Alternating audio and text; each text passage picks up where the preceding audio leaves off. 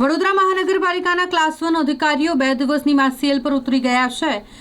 Municipal commissioner Arun Mahesh બાબુને રજૂઆત કર્યા બાદ આ ક્લાસ 1 અધિકારીઓ જ્યારે માસીએલ પર ઉતર્યા હોય ત્યારે અહીં થતું જે રોજિંદુ કામ છે તેના પર અસર થઈ રહી છે। નાગરિકો કે જે મહાનગરપાલિકા ખાતે કામકાજ અર્થે આવતા હોય તેઓને હાલ હાલાકી પડી રહી છે। નાગરિકો મુશ્કેલીમાં મુકાયા છે।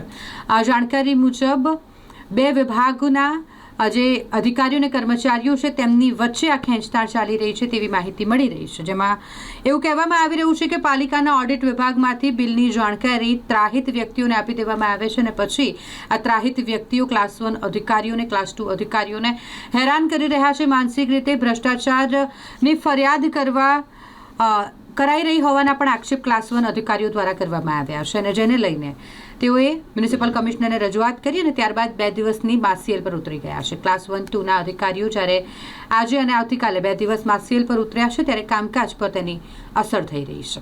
ટાઉન પ્લાનિંગ ઓફિસરમાં બોલાયા હતા કોર્પોરેશન ઓફિસમાં ત્રીજે માળે।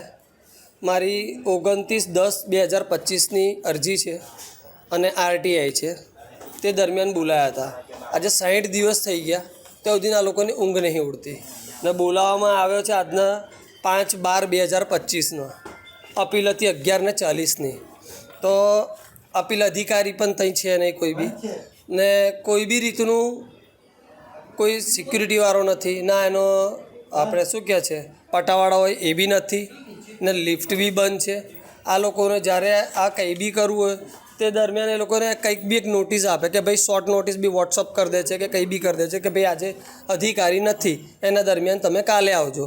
એવી રીતના શોર્ટ નોટિસ બી નથી આપવામાં આવી કે કોઈ બી રીતનું કંઈ બી આયોજન કરવામાં આવ્યું નથી। શું કહેશો, પ્રજાના કામો અટવાઈને પડી રહ્યા છે, આ લોકો રજા પર ઉતરી ગયા છે? આ લોકોની બસ લાલિયાવાડી જ ચાલી રહી છે। એમને જેવું દિન પેટ ભરીને ખાવાનું ના મળે તેવું દિને કોઈ બી વસ્તુ કરે નહીં।